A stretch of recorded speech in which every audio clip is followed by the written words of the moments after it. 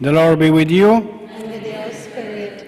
A reading from the Holy Gospel according to John.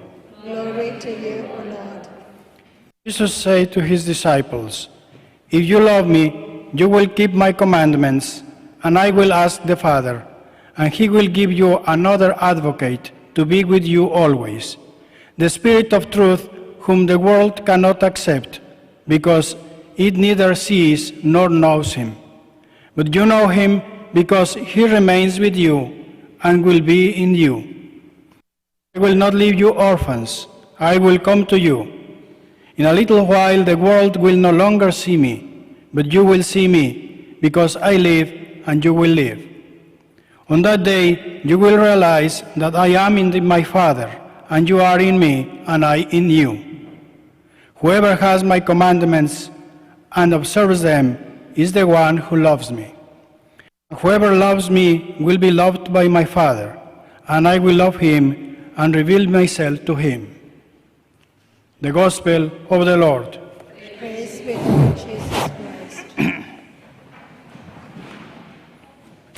For almost 40 days, the disciples and ourselves, as disciples, have enjoyed the presence of the risen Lord.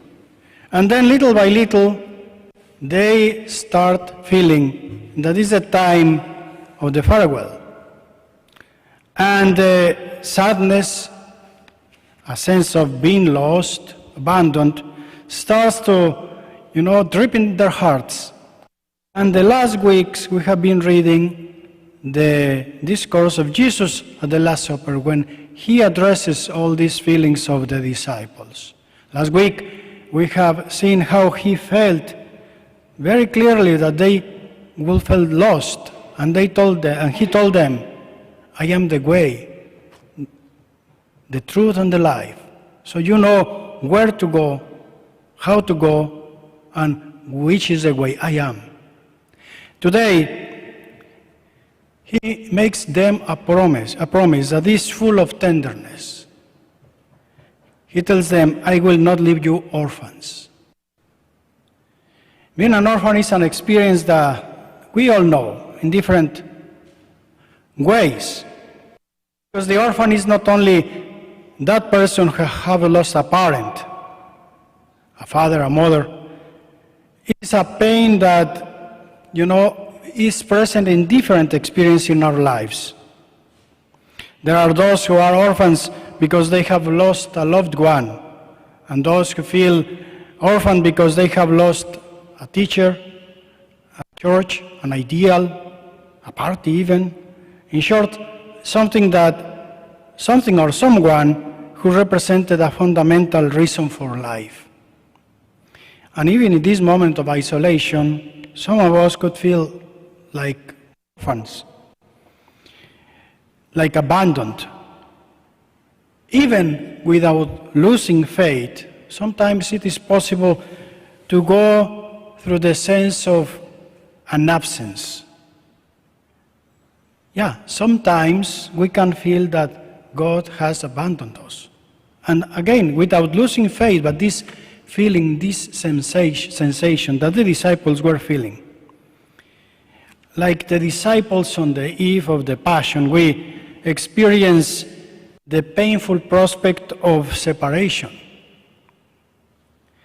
And when this sense of abandonment becomes radical is when we have all those people losing really faith and any hope, sometimes even, finishing everything, even in a violent way. It's the drama of a lot of people. And that is why Jesus promises us, as he promised the disciples, "I will not leave you orphans." And that is why it's so important and so really actual in our times. So the question is, what is the way out of a condition of absence and emptiness in our lives? And the answer is in the gospel itself. Jesus accompanies this promise with a gift not of something but of someone, the gift of the Spirit, and he calls the Spirit the Paraclete. Paraclete is a curious name in Greek. It also means comforter, protector. But the Greek word literally means the advocate or the counselor that never abandons his client. Paraclete means literally the one who is called to be at your side, to sustain you, to counsel you, to defend you, to protect you. In this regard, it is worth noting that the Jewish tradition calls paracletes all those who intercede for someone in front of God, the angels, the patriarchs, the prophets, and so on. But the paraclete par excellence, by our faith, and we have read it in the Gospel, is Jesus himself.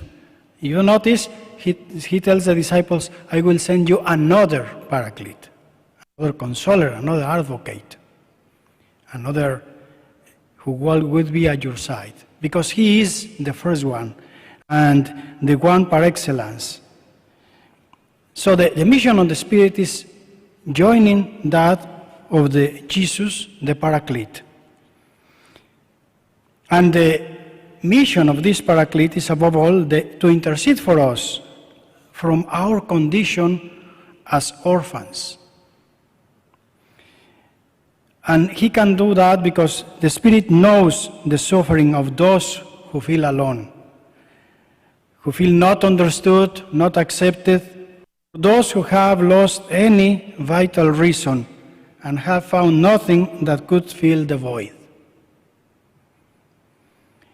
The Holy Spirit, St. Paul says in the letter to the Romans, intercedes insistently for us with inexpressible groanings.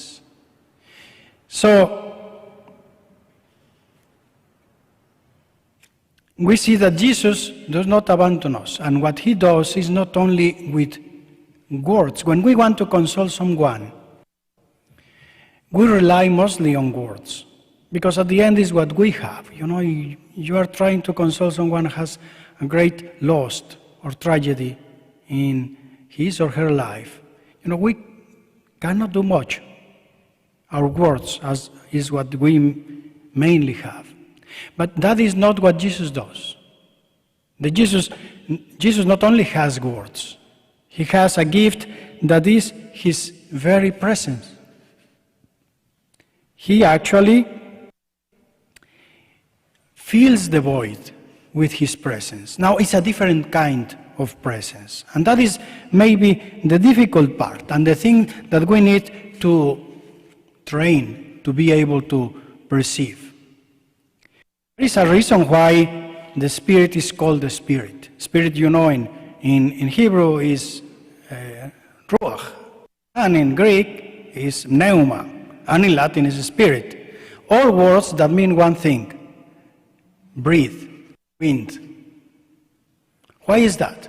You know, while we have a very clear image of God the Father, clear not because we have seen him, but because we know what a father is, right? So we more or less can imagine the kind of relationship. Jesus is a man, so we know what being a man means, a human being. And we know that he also is God, but the fact that he is human makes easier for us to understand it. The Spirit, what is the Spirit? And the word is in the Bible, among others, Spirit, is there because it tries to express a very basic notion, but very important, is the presence of God that you cannot see, even grasp, but you can feel especially in his consequences, in his results, what he does. Because the Spirit is always creating, doing something. Where the Spirit is, something is happening. You know, the book of Genesis tells us at the first chapter that the Spirit was over the waters, and that is what, you know, gives the starting point for creation. A strong wind from the east in the book of Exodus, that could be translated a strong spirit from the east in the place of you remember, the Garden of Eden, you know, an imagination, is what makes the Red Sea to open up. And you go all over the Bible, every time that you see this ruach, this spirit, there is something happening. The Spirit does not arrive and leaves as it was before. So how do we perceive the presence of the Spirit in our lives? The presence of the Spirit, that is the presence of Jesus with us, in a different way. The disciples were used to see Jesus with them, walking with them, eating with them, preaching. Now they need to adjust to the new presence. He will be with them, but in a different ways. And they need to adjust that. And we have heard that in the first reading, how they saw that was Jesus, his Spirit working among the Samaritans. And when they perceived it, they were full of joy. And secondly, very important, he followed his lead. Now, for us, we need to really train ourselves to be able to perceive the presence of the Spirit in our lives. Because there is a difference, I have mentioned sometimes, between the way in which the Spirit works and the way in which the evil works. The Spirit suggests, inspires, we say, like a small breath. The evil, on the other hand, puts in us some kind of urgency. We are tempted, we want to do, our vices, our sins, we need to act. The Spirit does not do that. He inspires. So he is discreet. He's subtle. So we need to be aware, attentive to his presence, to be able to perceive it. And sometimes it's just, the little feeling that I should be doing some good to this person. Maybe I should be giving more time for prayer. I shouldn't be eating so much. Things like that. Suggestions. But this is the Spirit, and we need to discern that. Is Jesus, the Spirit of Jesus in my life? And very often we are not aware of that because we try to fill the emptiness of our lives, what I was saying about the sense of abandonment, with other things, friendships, distractions, things. Of course, in that way we cannot really feel the presence of the Spirit. That is a wind, very small. In the book of Kings, the presence of the Lord is described as small, quiet voice. We need to be aware of that. So, the gospel begins and ends with love. Jesus tells the disciples, if you love me, you will keep my commandments. And at the end, whoever has my commandments and observes them is the one who loves me.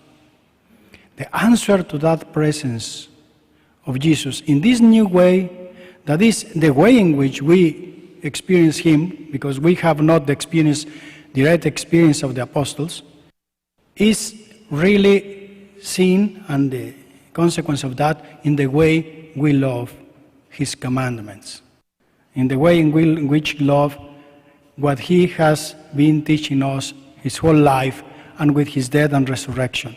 So now that we are preparing ourselves for the ascension of our Lord, that means exactly that. The Lord is changing the way in which he is present among us, in a more permanent one. He's not anymore physically with us in the same way. But he is not absent, only he is present in a different way, in a more definitive one. If you think even in a more deep and really intimate presence. He tells the disciples, there are two steps in the way Jesus speaks to the disciples in the gospel here. First of all, he tells them that they know the Spirit because the Spirit having with them is Jesus, right? The first step, the Spirit is with them because Jesus is with them. The second step, when Jesus goes, the Spirit will be in them. Not only with them, in them. And that is also the most beautiful and great of the mysteries that we believe. That God is not only with us, God is in us, the inhabitation of the Trinity in each one of us. And maybe for us, so materialistic and so, thinking in very concrete ways, this is kind of difficult, but this is the center of our faith. And I think that we need to stop a little bit today, first of all, to thank God that not only wanted to be with us, but He really wanted to be in us, so to fortify us, to incorporate us, to make us divine. That is what St. Paul says. He wants to make us divine, and He does that, where? Especially through the Eucharist. That is the strongest of His presence in our lives, and not only around us, but in us. So let us learn and grow in sensitivity, perceive the presence of this Spirit that is always blowing, always acting, and always trying to make something new, recreating. That this feast of the Assumption and later the feast of the Pentecost really makes us more aware, sensitive, and also responding to the presence of the Spirit.